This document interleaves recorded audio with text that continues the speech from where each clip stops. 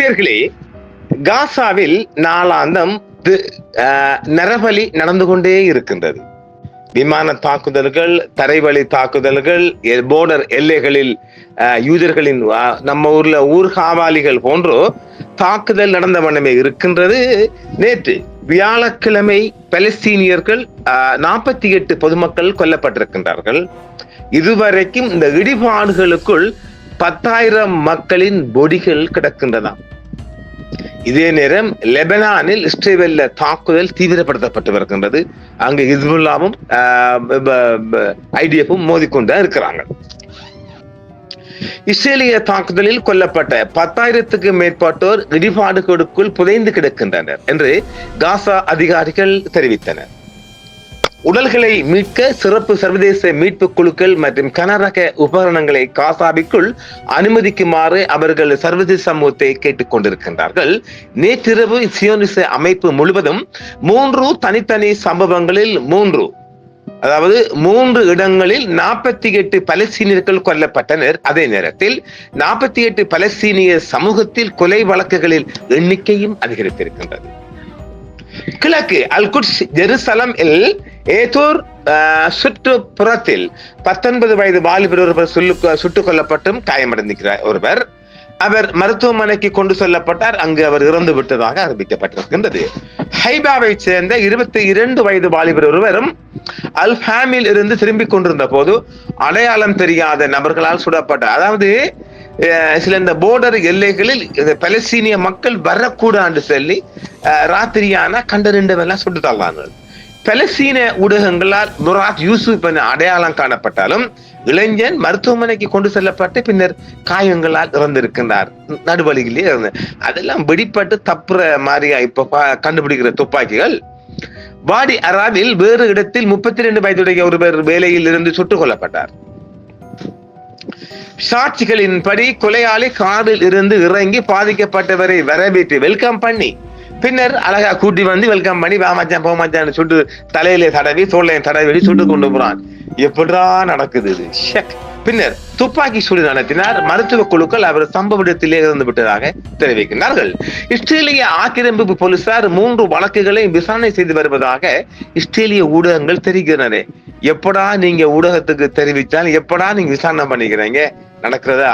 1948 ஆக்கிரமிக்கப்பட்ட பிரதேசங்களில் வசிக்கும் 48 பலஸ்தீனிய சமூகத்தின் இஸ்ரேலிய குடியுரிமை கொண்ட அரபு இஸ்ரேலிகள் என்றும் குறிப்பிடப்படுகிறார்கள். தொடர்ந்து கொடிய வன்முறை அலைகளால் பாதிக்கப்பட்டுள்ளனர். ஆக்கிரமிக்கப்பட்ட பிரதேசங்களில் வசிக்கும் 216 பலஸ்தீனியர்கள் இந்த ஆண்டு இதுவரை கொல்லப்பட்டுள்ளனர். ஒரு பலவீனமான போர் நிறுத்தம் இருந்த போதிலும் இஸ்ரேலிய படைகள் வீதிகள் முழுவதும் புதிய தாக்குதல்களை தொடங்கியதால் காசா மற்றொரு நாள் வன்முறை மற்றும் அழிவை சந்தித்து வருகின்றது. அதே நேரத்தில் உயிர்காக்கும் மனிதாபிமான உதவிகளை இஸ்ரேல் தன்னிச்சையாக தடுத்ததற்கு ஐக்கிய நாடுகள் சபை தனது கடுமையான கண்டனத்தை வெளியிட்டிருக்கின்றது. இரவு முழுவதும் தாக்குதல்கள் தொடர்ந்தது. இஸ்ரேலிய பீரங்கி குண்டுகள் பானி சுஹைலா நகரின் புறநகர பகுதிகளில் வீசப்பட்டன. மேலும் காசா நகரத்திற்கு கிழக்கே உள்ள துபா மற்றும் டாராஜ் சுற்றுப்புறங்களை குறிவைத்து அந்த தாக்குதல் நடைபெற்றிருக்கிறது. தரையில் வன்முறை தொடர்ந்ததால் ஐக்கிய நாடுகள் சபை இஸ்ரேலிய ஆக்கிரமிப்பு அதிகாரிகள் மீதான தனது விமர்சனத்தை அதிகரித்திருக்கின்றார்கள். மனிதாபிமான பதிலடியை முடக்கும் உதவிகள் மீது அவர்கள் ஒரு பிடியை சுமத்துவதாக குற்றம் சாட்டப்பட்டுள்ளது. மனிதாபிமான விவகாரங்களுக்கான ஒருங்கிணைப்பு அலுவலகம் இஸ்ரேலிய அதிகாரிகள் சூரிய சக்தி பேனல் சிறிய கழிப்பறைகள், எக்ஸ்ரே இயந்திரங்கள் மற்றும் மின்சார ஜெனரேட்டர்கள் உள்ளிட்ட அத்தியாவசிய பொருட்களை இரட்டை பயன்பாடு அல்லது மனிதாபிமானமற்றது என்று கூறி நுழைவதை தடுப்பதாக கூறியிருக்கின்றது. போர் நிறுத்தத்திற்கு பிறகு குளிர்கால பொருட்கள் மற்றும் நீர் மற்றும் சுகாதார அமைப்புகளுக்கான முக்கியமான உபகரணங்களை கொண்ட 107 நிவாரணப் பொருட்களை இஸ்ரேல் அனுமதி மறுத்துள்ளது. அதாவது நம்ம ஊர்ல வடக்குல தீப்பெட்டி, மெழுகுவர்த்தி, மண்ணெண்ணெய் இந்த வடகிழக்குல இருந்துச்சுங்க. நானே பெரிய ஒரு ஆர்டிகல் எழுதிக்கிறேன். ஏன் திருகோணமலை மாவட்டத்தின் அதாவது ராணுவ கட்டுப்பாட்டு பிரதேசத்தில் இந்த மாதிரி பொருட்கள் லைட்டர், மண்ணெண்ணெய், மெழுகுவர்த்தி, தீப்பெட்டி, மண்ணெண்ணெய், பெட்ரோல் இந்த மாதிரி பொருட்கள் கொண்டு போக முடியாதவாறு ராணுவ இறுக்கத்தை திருங்கமலை மாவட்டத்தில் மக்கள் அனுபவிச்சுக்கிறாங்க. மூதூர் கிழக்கு, அப்புறம் என்னது சம்பூர், கட்டை பறிச்சான், கிளிவெட்டி போன்ற பகுதிகளுக்கு எல்லாம் இந்த மாதிரி பொருட்கள் கொண்டு போகலாது. இப்படியா, அதாவது இந்த நெருக்கடியின் அடிக்கடி இந்த பகுதியை சொல்வதென்றால், இது நம்ம ஆளுங்க அனுபவிச்சிருங்க, நம்ம ஆளுங்க அனுபவிச்ச ஒரு அனுபவம் தான் இப்போது இந்த பலஸ்தீனத்தில் அரங்கேறி வருகின்றது. என்ன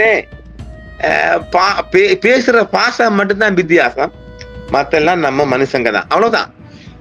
கிடங்குகளின் கடுமையான பற்றாக்குறையும் ஐநா எடுத்து காட்டியது. ஏற்கனவே 2,38,000 மேற்பட்ட பலஸ்தீனிய இறப்புகள் மற்றும் காயங்களுக்கு வழிவகுத்த மனிதாபிமான பேரழிவை நிறுத்தி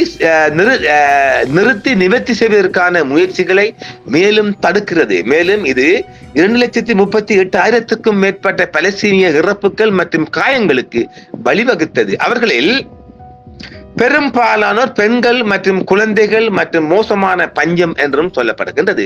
தற்போதைய நெருக்கடி 2025 அக்டோபரில் முதலில் அறிவிக்கப்பட்ட இடைக்கால ஒப்பந்தத்தின் பின்னணிகள் வெளிப்படுகிறது. ஆரம்பகால கையகப்படுத்தல் திரும்ப பெறுதல் செய்யப்பட்டாலும் ஒப்பந்தத்தின் 2ஆம் கட்ட நிவாரணம் மற்றும் மறுகட்டமைப்பை நிர்வகிக்க பலஸ்தீனிய தலைமையிலான குழுவை உருவாக்குவது உட்பட இஸ்ரேலிய மறுப்பு காரணமாக செயல்படுத்தாமல் உள்ளது. தேசிய ஒற்றுமை மற்றும் உண்மையான பலஸ்தீன இறையாண்மையை அடிப்படையாக கொண்ட நிர்வாகம் இல்லாமல் காசாவிற்கான எந்த ஒரு எதிர்கால நிர்வாக அமைப்பும் அரசியல் கையாளுதல் மற்றும் சரிவுக்கு ஆளாக நேரிடும் என்றும் பேரழிவுக்குள்ளான பிரதேசத்திற்கான மீட்கட்டமைப்பு பாதை முன்னெடுப்பதையும் விட நிச்சயமற்ற தன்மை இருப்பதாக பலஸ்தீனத்தில் இயங்கும் சர்வதேச நிறுவனங்கள் எச்சரிக்கை விடுத்திருக்கின்றது. ஆக இதற்கிடையில் நேற்று மாலை தெற்கு லெபனானில் உள்ள டயர், தைபே, ஐதா, அல் ஜபால் மற்றும் ஜப்தார் அல் ஷர்கியா ஆகிய நகரங்களில் இஸ்ரேலிய ராணுவம் தொடர்ச்சியான வான்வழி தாக்குதல்களை நடத்தி வருகின்றது. பல பகுதிகளில் வசிப்பவர்கள் உடனடியாக தாக்குதலுக்கு முன்னதாக தங்கள் வீடுகளை காலி செய்யுமாறு எச்சரித்த சிறிது நேரத்திலேயே இந்த தாக்குதல் சம்பவங்கள் நடைபெற்றிருக்கின்றது. இன்னும் லெபனான் பகுதிகளில் இன்னும் அழிவுகள் குறித்தான எண்ணிக்கை இதுவும் வரவில்லை. அநேகமாக இங்கு சொல்லப்பட்ட டயர், தைபே, ஐதா, ஜைதா, அல் ஜபால் மற்றும் ஜப்தார் அல் ஷாக்கியா நகரங்களில் பெருமளவான கட்டிடங்களும் வர்த்தக நிலையங்களும் மக்கள் குடியிருப்பு வீடுகளும் பெரிதளமாக தாக்கப்பட்டுள்ளதாக சர்வதேச ஊடகங்கள் செய்தி வெளியிட்ட போதிலும் இன்னும் அது குறித்தான முழுமையான தகவல்கள் வெளிவரவில்லை என்பதும் இங்கு குறிப்பிடத்தக்கது. ஆக இந்த லெபனான், காசாவில், வெஸ்ட் பேங்க் ஏரியாவில் தொடர்ந்து இந்த இஸ்ரேலிய காட்டு மிராண்டிகளின் தாக்குதல்கள் தொடர்ந்த வண்ணமே இருப்பதாகவும் மக்கள் பெருமளவான பேரழிவை சந்தித்து வருவதாகவுமே சர்வதேச ஊடகங்கள் தற்பொழுது செய்தி வெளியிட்டு வருகின்றது. இது இப்பொழுது அவசரமாக இடப்பட்ட செய்தி என்பதால் மீண்டும் நாளை மாலையும் சந்திப்போம். நன்றி நேயர்களே. என்றும் உங்களுடன் சன்ரைஸ் இந்தியா டிவி சப்ஸ்கிரைப் பண்ணுங்கள், பெல் பட்டனையும் கிளிக் செய்யுங்கள். உங்கள் ஆதரவே எங்கள் சேவை. ஆதரவு தாருங்கள், அரவணைப்போம். மறக்காம சர்ப்ரைஸ் பண்ணுங்க. தேங்க்யூ.